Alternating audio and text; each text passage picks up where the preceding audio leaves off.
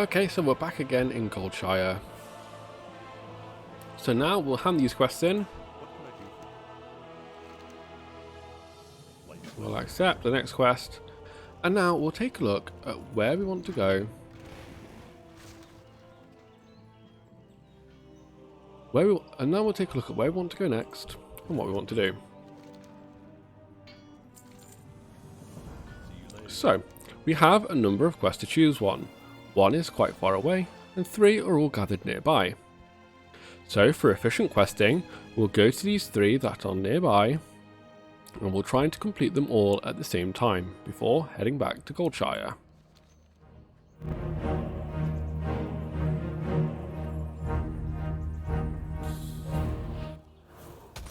While travelling to and fro between various quest objectives, it's always a good idea to kill any creatures you come across.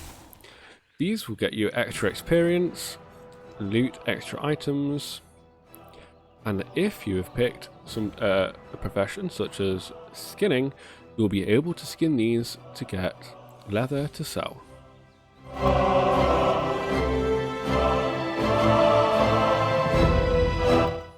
For these quests, we've been asked to kill some kobolds who have taken over the local mine. Now we've arrived at the mine, let's head inside and gather some gold dust and candles.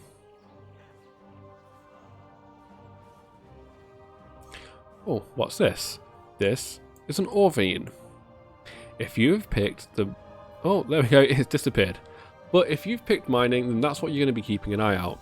There are various different ores throughout the game, and right-clicking on those with a pickaxe in your inventory, you will be able to loot those ore to either craft items with blacksmithing, to prospect them to find gems if you have dual crafting, or to just smelt them down and sell them on the auction house.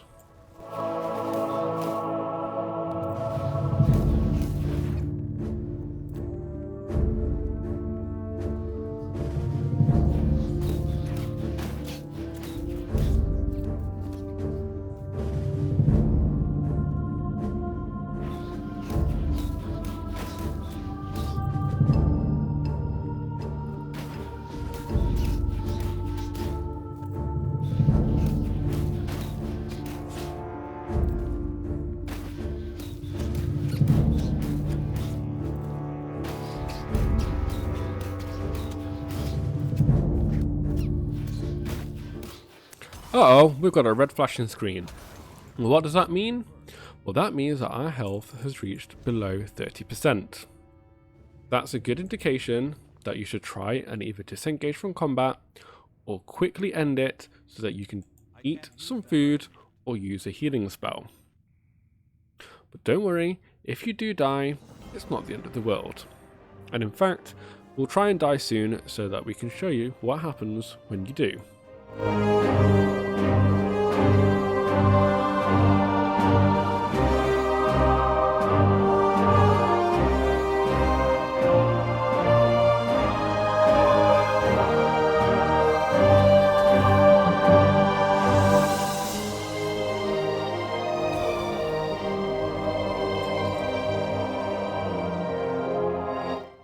And would you look at that, we've gained a new spell for the mage. For a mage, this is actually quite a fun spell. We've gained the spell Polymorph. Polymorph transforms the enemy into a sheep, who will wander around for 1 minute, unable to attack. They will regenerate health, but damage will cancel the effect. Let's try that out now. This is an ability called Crowd Control. What this does is if you pull more than one creature, or a group, if you're in a dungeon or just out in the world, you are able to control that crowd just a little bit by eliminating one of the enemies for an entire minute. If you're fighting more than one target and you think you are going to struggle to survive, you can polymorph one target while you fight the other. This will save you on dying too quickly, give you a chance to escape, or just make the fight that little bit easier. We can cancel the effect by committing damage to the target.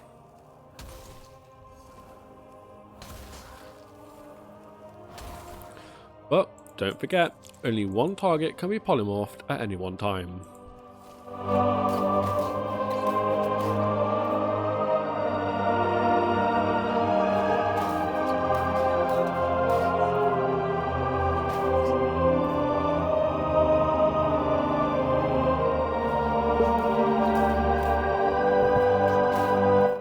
With that, we've got the last of the gold we need, so we can head back to Goldshire and hand in our quests. You may notice that whilst we were killing those kobolds, they've dropped 12 linen cloth. With that linen cloth, we can press K, go to our tailoring, and turn those into 6 bolts of linen cloth, or 12 bandages. Bandages are an extra means to heal damage, and bolts of cloth are what we need to craft other items. With those bolts of linen cloth, we can buy a coarse thread from the trade vendor, and then we'll be able to create some gear for ourselves to wear. We will be able to craft a cloak, some linen pants, and a shirt to wear under our armor. Crafting these, as you may have noticed, has given us skill points in tailoring. The more skill points we have, the more powerful abilities we can learn.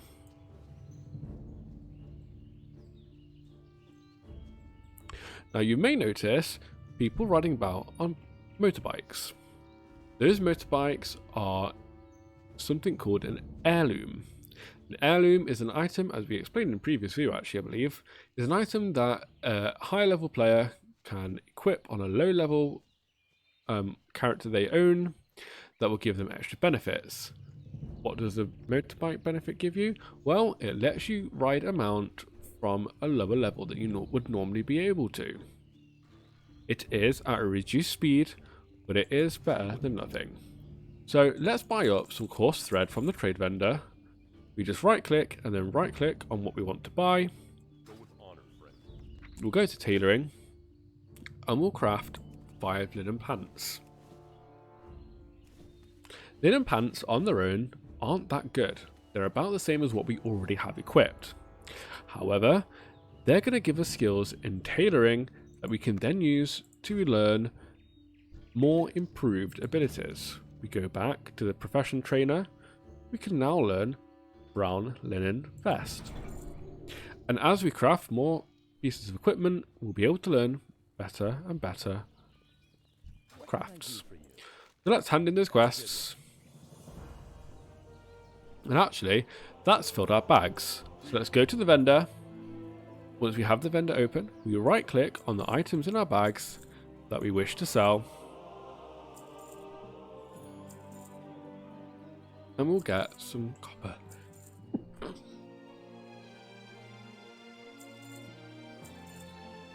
Most items in the game that you won't need will instead be sold to the vendor. Rarer and more expensive items can go to the auction house.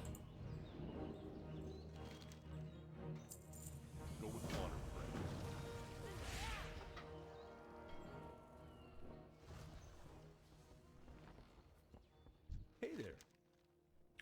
So we hand in our last quest and we've gained another level.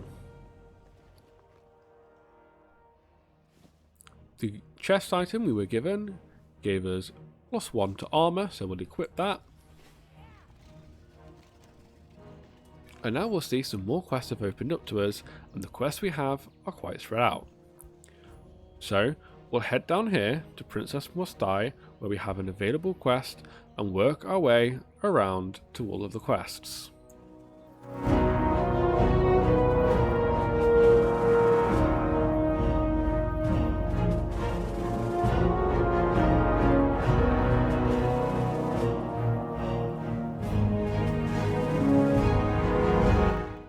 So we've got a couple of quests here, so we'll pick those up. Have a good one.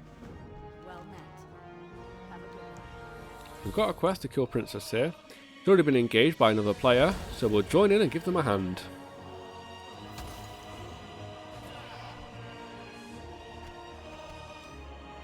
Now look at that, that player is level 15. The Princess was level 8. creatures, quests and mobs around the world will scale to your level. In early zones, you will find that most of these will scale up to level 60.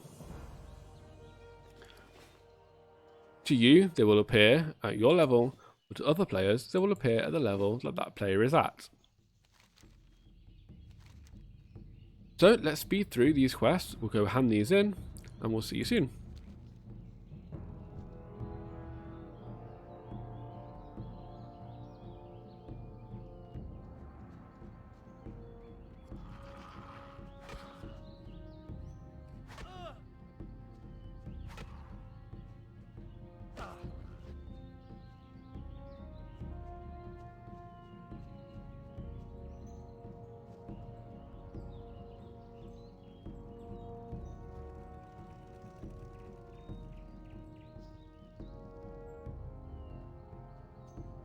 What can I do for you?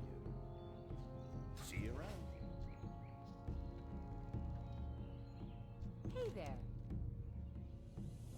See you later. So we just picked up a quest there that's going to have us go all the way back again to hand in a quest.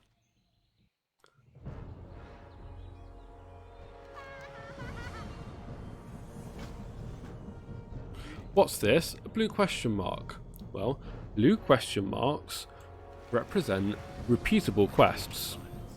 For this quest, if we give this man water, he will in return give us an apple. See you around. I need a target. So let's move on to the quest in the area. We've got to kill some boars here for some tender boar meat.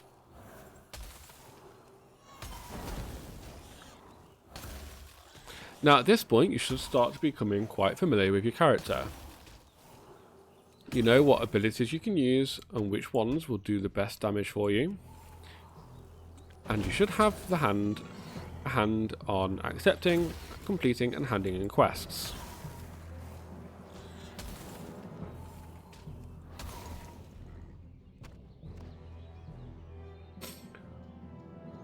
So we're hitting about the 15-minute mark in this video. So, or at least 15 minutes of me recording. So, what I'd like to know is, would you like me to go through the rest of the process of leveling all the way to 20 on a starter account so we can see the whole process, or should I just stick to finishing off the playlist with some guides to various aspects of the game? And in fact, we'll finish off this video by letting a creature kill us.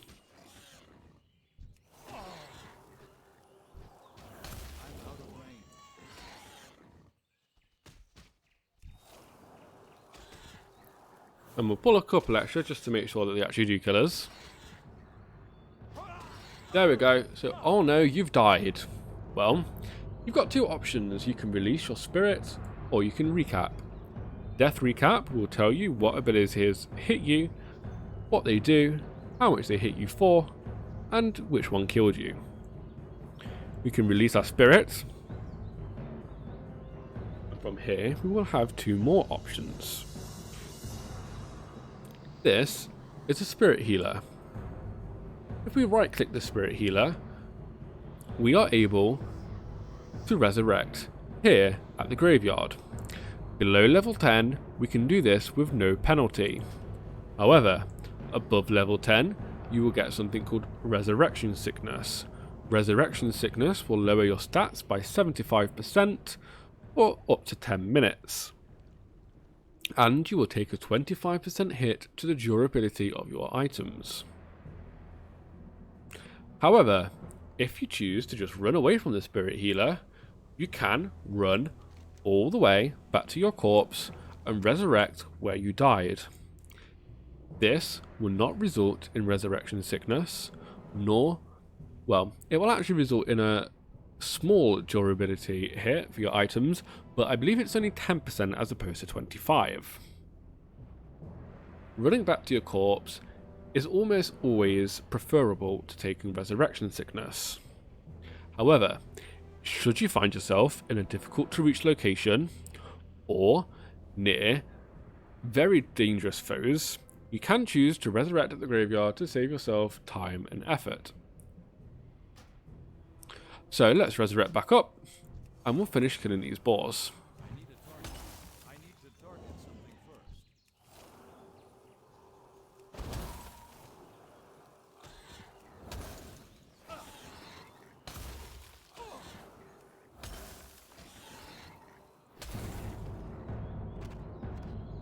Okay, so we'll call that there. If you have any questions, like I said in the previous video, just don't forget to leave a comment and I'll help you out the best I can. If there's anything you'd like to see me make a video out, then also let me know in the comments. I'll get out videos for dungeons, for raids, for auction houses, the bank, duels, PvP, and much more, including that detailed look at professions. But if there's anything you want to continue with, let me know. And if you want to see me progress all the way through to 20, explaining the whole process of leveling up to the end of the starter edition, you know the drill. Leave a comment below.